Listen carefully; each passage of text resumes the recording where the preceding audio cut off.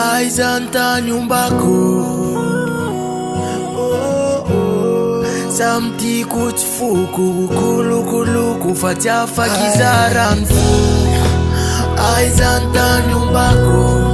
samtiko tolo ianareo amitakazy ave isotopako matahotra sotratrana fenaveo. Aleony amadama watsaiko omeko ny velomaloha ianareo vansarina rony ato atsaiko dia lomba oko namana savewe malenao ny laza fadia anio izy ny laza toy zany samtiko narerony efa ny fora efa tsy loka leo zamba hijanona ho azy rery any aza raisina ho fankalany zany fa ny maso ataony ao ambony zany ny fitiavana arikiala tsy atsika nombaiko afatsika nybaikio. Aizan tany ombako samtiko tolo ianareo amitakazy ave isotopako matahotra sotratrana fenaveo. Aleony amadama watsaiko omeko ny velomaloha ianareo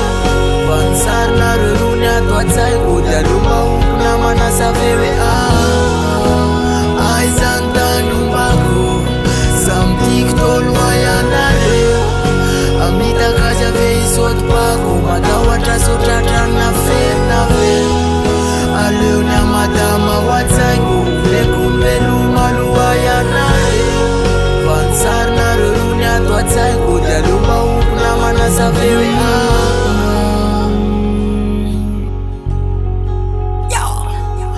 fara mety amse atao saiko samity namana betsika rehefa traingo mandende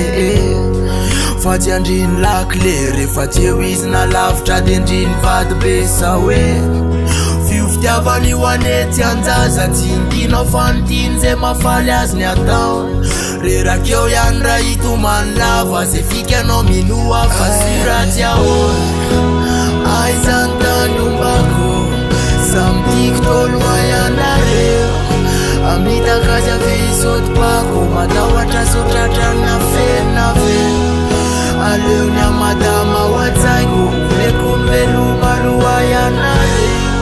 vansarina rony ato atsaiko dia lomba oko namana savewe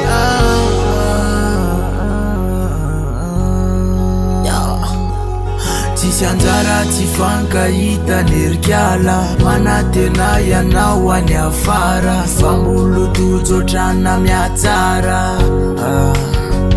miatsara